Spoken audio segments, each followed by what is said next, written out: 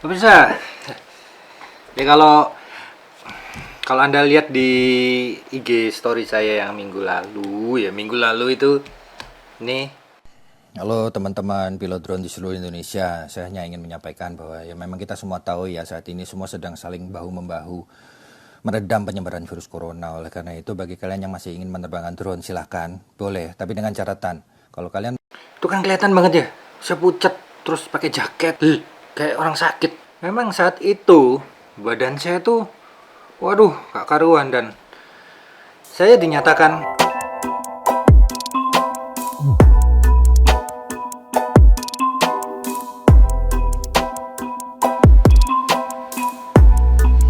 ya ada kiriman lagi. Tulisannya dari Hippo, saya nggak tahu isinya apa. Saat itu badan saya itu jadi gini, rasanya ya, saya sakit, saya benar-benar sakit waktu itu. Jadi pada saat saya narik napas, waduh, berat rasanya di dada tuh berat. Narik napas tuh, oh berat. Terus suara juga jadi susah, ngomong susah, gitu. Sempat demam malamnya, nggak sampai batuk, pilek nggak ada, demam sesak napas. Serem kan, serem. Cuman saya ingat pesan-pesan dari Kementerian Kesehatan. Kalau Anda merasakan gejala-gejala seperti terinfeksi virus corona, sebaiknya dianalisa dulu sendiri. Mulai dari napas, suhu badan, batuk apa enggak, pusing, iya pusing, saya pusing di sini. Waduh, nggak enak banget pusing. Akhirnya kesimpulannya,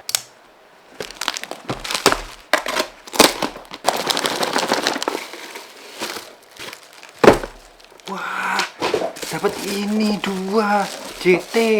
Ya, ini udah lama saya ngajuin untuk nge-review produknya JT.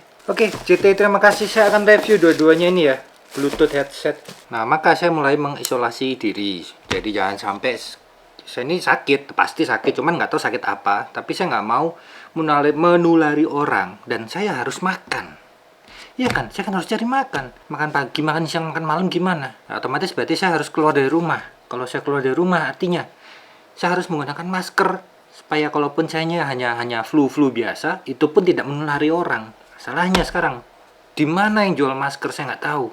Gak ada yang jual masker. Sangat saya sayangkan itu. Mana yang jual masker untuk orang yang sakit supaya tidak menulari orang lain yang ada di penduduk ini loh. Yang saya lihat selalu yang punya masker itu satpam bank, di rumah sakit, pokoknya petugas itu semua punya masker. Tapi penduduk ini nggak ada, mau beli di, sampai nggak bisa ngomong saya. Akhirnya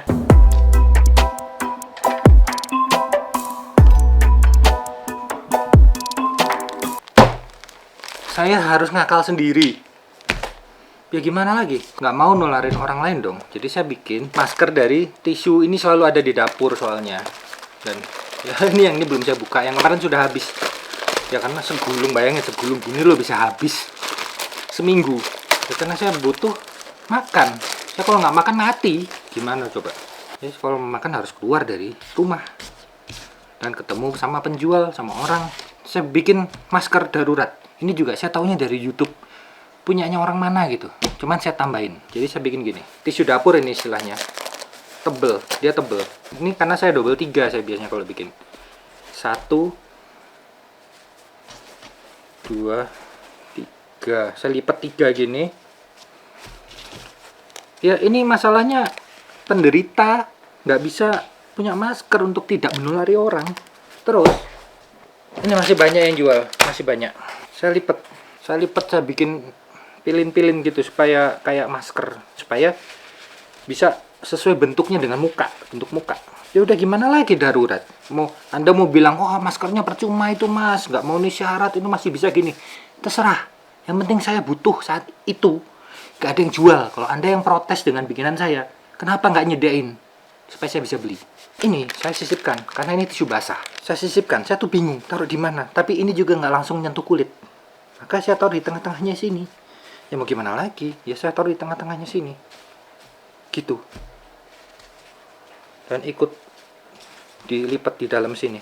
Nah, yang saya pakai yang sisi yang paling tebelnya. Kan tadi kan yang paling tipisnya di sini yang kena tisu basah. Yang sebelah sini agak tebel dari tisu basah. Jadi airnya nggak akan kena muka saya. Kasih gini, bayangin pemirsa, saya harus bikin sendiri kayak gini. Alah putus. gini. Nah, ini tadi yang basah mana? Yang basah yang sini. Berarti yang ini yang saya pakai bagian dalam. Buka aja gini. Udah saya buka gini. Ya mau nggak mau pemirsa, gimana lagi? Tersiksa memang, tapi ya gimana? Kalau nggak begini, saya nggak ada masker. Saya beresiko nularin orang lain kalau nggak ada yang kayak gini. Kalau kurang tebal masih bisa ditebelin lagi.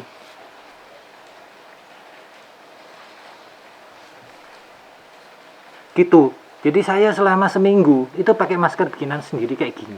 Sekali pakai, selesai sampai rumah buang. Gitu. Ya. Kecewa saya dengan masker yang nggak ada. Tapi selain juga itu, saya selama di rumah mengisolasi diri, itu tetap hujan. Tiap hari hujan di sini. Saya harus ada suplemen, ya kan, suplemen kayak vitamin atau apa. Vitamin saya ada beberapa, tapi itu pun bisa habis. Tapi yang pasti saya selalu setiap pagi minum ini. Ini minyak zaitun 1 sendok makan. 1 sendok ini loh, 1 sendok takar ini. Kan ada sendok takar, 1 sendok takar. Bangun tidur saya minum itu, dan siang atau sorenya saya ini minum madu. Ya udah, saya cuma minum 2 itu aja selama 1 minggu hingga saya pulih lagi seperti sekarang ini. Jadi sebetulnya saya khawatir ya untuk kawan-kawan yang terlalu cepat menyimpulkan bahwa harus segera ke rumah sakit, harus segera apa. Saya tidak menyalahkan rumah sakit, enggak ya. Video ini saya justru sangat-sangat salut sama rumah sakit dan dokternya dan suster perawatnya semua. Mereka semua berjuang untuk penderita. Seandainya saya waktu itu ke rumah sakit ditangani oleh mereka, sedangkan mereka saat itu pun sedang menangani pasien yang sudah positif atau pasien yang belum positif, mereka tuh banyak sekali pasiennya. Jadi coba dulu di kita sendiri, karena corona atau COVID-19 ini itu adalah sebuah virus pemirsa, kayak influenza itu.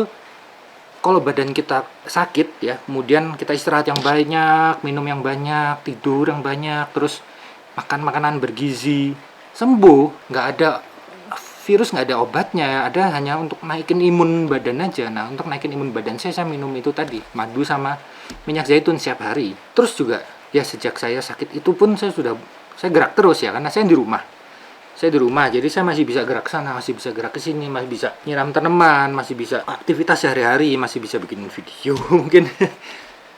Jadi nggak ada bosen, nggak ada stres di kepala saya, karena saya masih di rumah, bebas, tidak harus saya diem makan diantar enggak. Saya tetap bergerak-gerak sehingga saya bisa keringetan lagi, suhu badan saya bisa normal lagi dan bisa enak lagi. Dan saya bikin itu disinfektan.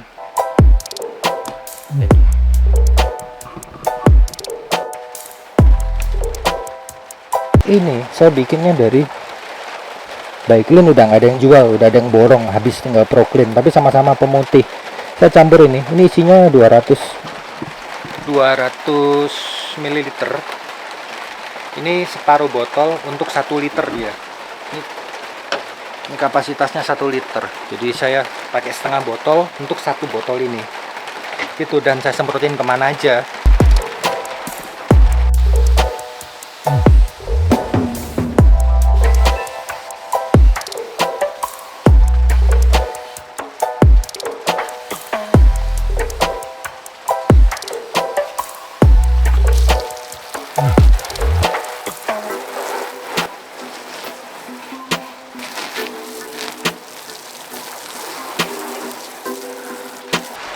Ya itu.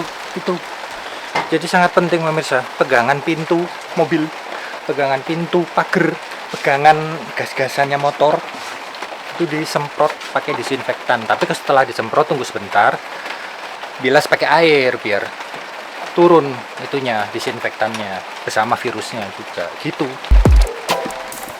Jadi lakukan semuanya dari diri Anda sendiri dulu. Ya, ini pelajaran yang saya alami juga. Masalah masker saya udah nggak bisa bergantung dengan siapa-siapa. Dan yang terakhir, cuci tangan. Saya terpaksa beli mahal banget, 80.000 satu, beli 2 160.000. Dan penimbun ini saya sudah sehat kembali dan saya tidak sempat periksa apakah saya positif atau negatif. Tapi karena saya dalam waktu nggak sampai 1 minggu saya sudah pulih, maka bisa saya simpulkan bahwa bukanlah, kalau corona itu tidak akan secepat itu pulihnya. Ya sudah, saya sudah sembuh, saya sudah sehat. Itu sepertinya flu biasa atau mungkin ada bakteri, ini kan musim hujan ya, ada bakteri masuk ke paru-paru, bukan virus tapi bakteri atau apa yang membuat sesak napas. Karena di paru-paru ada radang sedikit sehingga badan saya panas. Itu sangat wajar bisa terjadi. Yang saya khawatir itu banyak sekali, ini saya di Kota Malang, yang masih kumpul-kumpul, bikin acara. Kita memang harus dealing, kita harus menghadapi, kita harus terima wabah COVID-19 atau corona ini. Kita harus terima, karena kalau nggak terima gimana caranya? Ya sudah, jadi saya harus menjalani hidup saya ini nanti, mulai hari ini sampai dengan masa depan nanti, keberadaan virus corona ini, virus COVID-19. Karena ya virus ini sudah ada di dunia. Dan seperti virus influenza, bisa kambuh kapan aja. Tentu saja kekuatan kita ya tergantung dari imun kita juga. Jadi jaga kesehatan, yang penting ya jaga kesehatan. Nggak usah sering salaman. Saya sekarang kalau ketemu temen gini aja kok, halo gitu, halo, ya kayak orang Jepang. Tapi itu yang paling aman, paling bersih. Tetap menghormati, tapi tanpa harus menyentuh. Masker, saya kalau sehat udah nggak pakai masker, karena saya sadar bahwa benar-benar orang yang sakit yang butuh masker. Pada saat saya sakit, saya butuh. Tidak ada satu orang pun di dunia ini yang bisa nyediain buat saya. Beli pun nggak ada yang jual. Kita lihat keadaan di jalan kayak apa yuk. Ini tanggal 23 Maret, Kota Malang.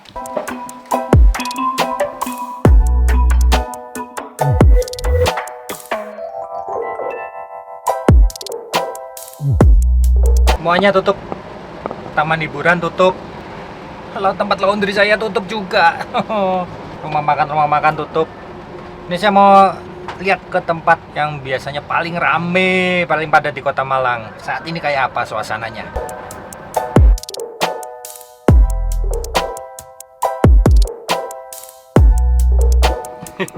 Pom bensin tuh lo nggak pernah sesepi ini, asli nggak pernah.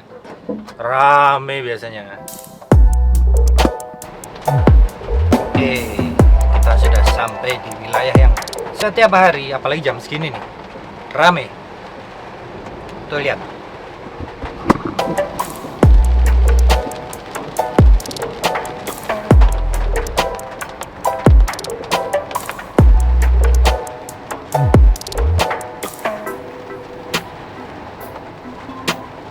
Ya lumayan, biarpun masih rame, ada tempat yang rame, tapi lalu lintasnya udah agak lenggang sih. Tapi ya kayak gitu-gitu tuh ya masih rame aja gitu, tetap rame. Di McD coba lihat, McD dekatnya Universitas Brawijaya, rame nggak?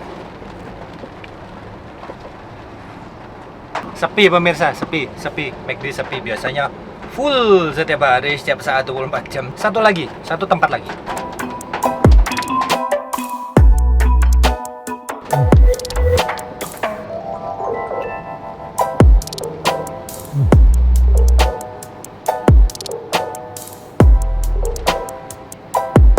Adalah Jalan Soekarno-Hatta pemirsa. Biasanya sini macet jalanannya. Sekarang lenggang. Jalanannya lenggang. Memang lenggang, tapi dia yang kumpul-kumpul masih dari yang parkir-parkir itu. Banyak sekali.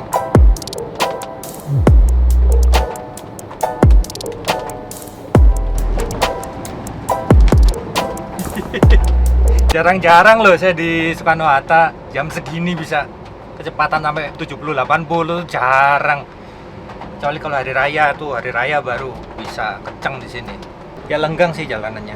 Saya bersyukur sih warga Malang banyak yang mengikuti perintah untuk tinggal di rumah saja, kerja di rumah saja. Cuman ya memang masih ada beberapa yang nongkrong-nongkrong saja. Masih ada, dan jumlahnya nggak sedikit itu. Dilihat dari yang parkir, cuman sudah oke lah, maksud saya sudah ada perubahan. Maaf saya nggak bisa nerbangin drone hujan. Ini asik nih kalau lihat pakai drone dari atasnya, nggak sih? Hujan tapi nggak bisa.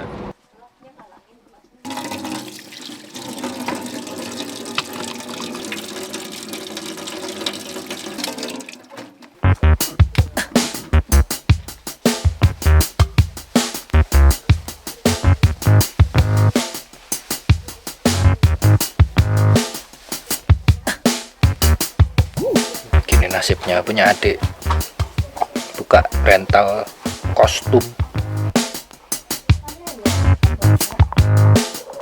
Yang penting jangan lupa cuci tangan juga, jangan lupa ya. Jadi punya hand sanitizer udah, punya disinfektan udah, tapi juga cuci tangan biar irit. Disinfektannya harus irit.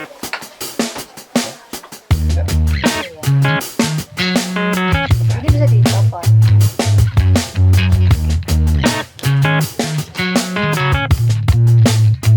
Sama satu hal yang ingin saya sampaikan, yang namanya instruksi perintah untuk di rumah aja, kerja dari rumah, itu akan menimbulkan yang namanya pembelian bahan pokok makanan besar-besaran. Dan itu adalah efek positif, bukan efek negatif menurut saya. Jadi disebut dengan apa? Panic buying. Itu bukan negatif, itu positif. Kalau orang tidak panic buying, artinya dia akan santai aja. Nanti sore kita ke sana lagi belanja ini, besok pagi ke sana belanja ini, besok sorenya belanja ini. Itu malah tidak menerapkan sama sekali yang namanya di rumah aja atau kerja dari rumah. Nah, orang-orang ini oke mau menerapkan dan langsung datang sekali aja ke sebuah tempat untuk belanja kebutuhan dia 2 minggu. Ya kan kebijakannya kan 2 minggu ya. Kebutuhan 2 minggu dia beli sekali, taruh di rumah, udah diam di rumah. Itu semua wajar. Di tempat istri saya di Jepang pun seperti itu. Teman-teman di Eropa ya seperti itu gitu. Terus nggak ada terus dijadikan sesuatu yang negatif. Kebalik, justru kalau orang nggak seperti itu, nggak melakukan panic buying tadi, itu artinya dia masih akan sering keluar rumah lagi, besoknya keluar rumah lagi. Ya salah. Gini, kalau Anda ke tempat umum, usahakan buka pintu, gunakan pundak Anda, dorong gini. Jangan pegang-pegang ya. Untuk saat ini jangan pegang-pegang dulu. Kalaupun terpaksa karena pintunya nggak bisa didorong, harus ditarik. Ya itu tadi, pakai hand sanitizer itu butuhnya hand sanitizer pada saat kita megang sesuatu yang sering dipegang orang. Terus belanja kebutuhan, ya itulah kalau bisa sekali datang belanja untuk jangka panjang. Dan untuk pembayaran, kalau Anda pakai gesek debit, hati-hati. Tombol-tombol itu kita nggak tahu mereka mau bersihin nggak tuh tombol-tombol mesin EDC itu. Pakai tisu. Kalau saya biasanya kalau ke ATM atau ke tempat-tempat yang kayak gitu tuh saya bawa tisu gitu. Saya bungkus jari saya. Ya udah saya dari jauh udah begini. Jadi kayak orang lagi luka gitu. Sampai di ATM gitu ya. Tit gitu. Kalau ATM-nya layar sentuh ya sudah. Ya pakai si luar ini saya sentuh layarnya. Tapi kalau bersyukur-syukur kalau ATM-nya bukan layar sentuh, saya masih bisa pakai tisu. Selesai buang langsung, ambil duitnya. Duitnya berkuman, ya sudah. Kalau mau hidup tanpa kuman, kita malah akan mati. Karena kalau semua disterilisasi, maka bakteri yang dibutuhkan oleh badan kita mati semua. Kita juga bisa mati. Ya itu aja. Jadi ya sudah, kita terima keadaan seperti ini saat ini. Lakukan yang sekiranya perlu dan jangan lakukan yang tidak perlu. Saya harap semua baik-baik saja dalam waktu dekat ini nanti. Itu aja video dari saya.